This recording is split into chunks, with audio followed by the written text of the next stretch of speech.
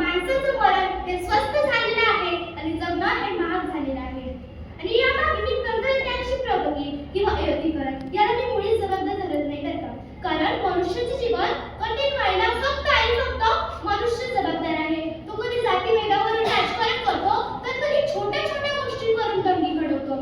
हल्लीची उदाहरणं आपल्यासमोर आहे. हिजाब प्रकरण, पहलगाम अटॅक, हनुमान चालीसा आदींवर असलेलं राजकारण. जोपर्यंत हे राजकारण प्रकरण अटॅक दंगी थांबत नाही तोपर्यंत मनुष्याचं जीवन जगणं हे महागच होत जाणार आहे. हल्लीची माणसं ही आळशी होत चाललेली आहे. प्रत्येकाला यशस्वी व्हायचं आहे पण ते शॉर्टकट पद्धतीने यशस्वी व्हायचं आहे. एक इंग्रजीतले वाक्य आठवते की success is a thing not a shortcut. म्हणजे यशस्वी अशी गोष्ट आहे की तिला कोणत्याही प्रकारचं शॉर्टकट नाही. पण मनुष्याला शॉर्टकट वापरण्याची सवय झालेली आहे आणि त्याने शॉर्टकट वापरून वापरून वापरून आपले आयुष्य शॉर्टकट टाकलेले आहे.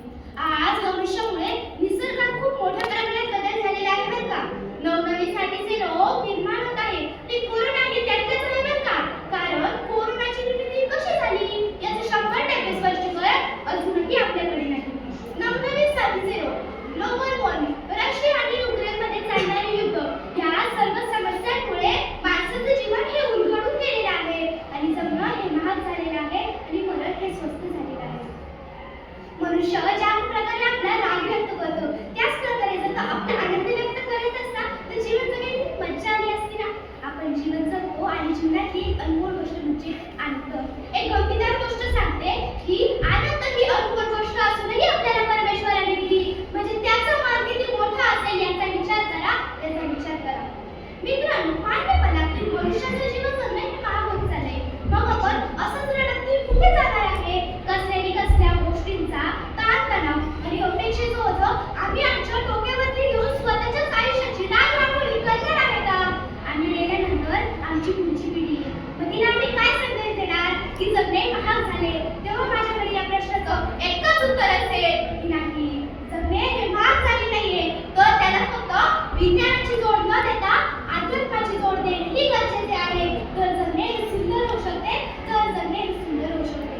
आपल्या घरदाराचा विचार न करता विठ्ठलाच्या ओळी आणि संतांचा गजर करत जाणारा तो विठ्ठलाचा भक्त बघा.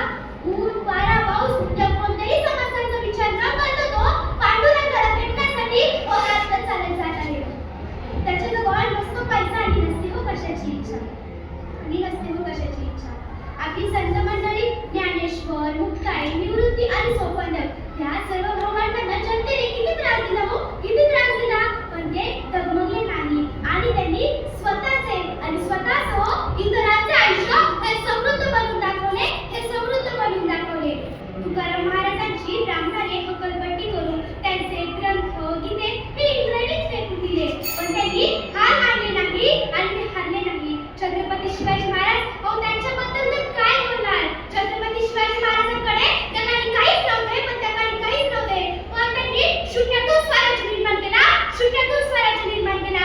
जर ते आपल्यासारखे म्हणत राहिले असते की अरे जगणे महाग झाले, अरे जगणे महाग झाले, तर आज माझा महाराष्ट्र हा किती विकसाला मुकला असता, हा किती विकसाला मुकला असता याचा आता विचार न केलेलाच बरा.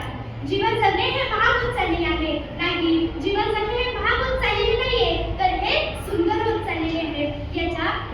हे सुंदर होत चाललेले आहे. जीवन जगणे ही एक कला आहे आणि ती आनंदाने जगता आली पाहिजे, ती जगून घेता आली पाहिजे. हीच अपेक्षा मी